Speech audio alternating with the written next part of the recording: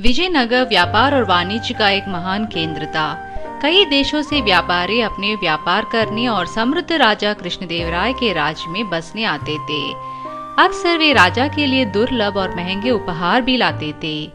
एक बार राजा को एक फारसी व्यापारी से एक बहुत ही दुर्लभ पौधा प्राप्त हुआ। वह पौधे और उसकी सुंदर फूलों से मोहित हो गए। उन्होंने आदेश दिया कि इसे उनके शयन कक्ष की खिड़की के ठीक बाहर लगाया जाए ताकि वह उसकी फूलों को देख सके और आनंद ले सके। माली ने राजा के आदेश का पालन किया। पौधा खूब पनपा और राजा बहुत खुश हुए। दुर्भाग्यवश एक दिन माली की बकरी बंधन से छूट गई और राजा के बगीचे में पहुंच गई। उसने कई पौधों को चबा लिया और फिर इधर उधर भटकते हुए राजा के पसंदीदा पौधे को भी खा गई। अगली सुबह राजा ने अपनी खिड़की से बाहर देखा और उनके पौधे का कोई निशान नहीं था। वे क्रोध में आ गए और गार्ड और अन्य लोगों को जांच करने के लिए कहा। जब वह दरबार पहुंचे तो माली को उनके सामने पेश किया गया। यह मेरी बकरी थी जिसने पौधे को खा लिया महाराज, गरीब माली ने स्वीकार किया। मैं बहुत शर्मिंदा हूँ। लेकिन राजा माली को माफ करने के मूड में नहीं था।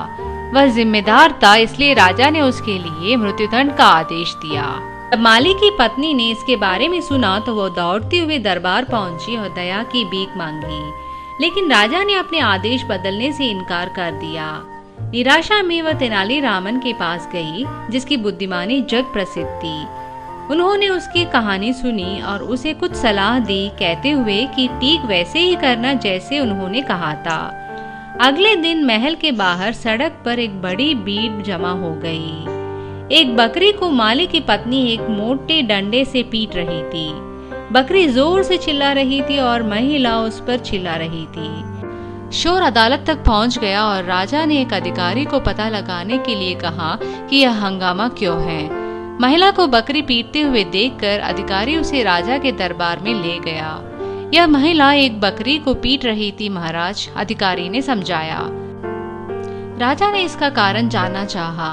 महिला ने कहा, मैं माली की पत्नी हूँ महाराज।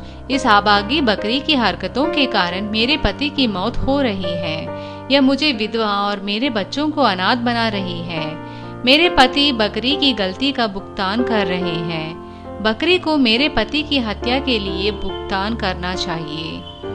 राजा ने महसूस किया कि वह गलत थे और माली को माफ कर दिया।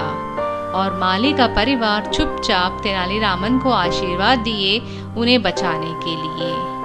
धन्यवाद। अगर आपको यह कहानी अच्छी लगी तो इस चैनल को जरूर सब्सक्राइब करें।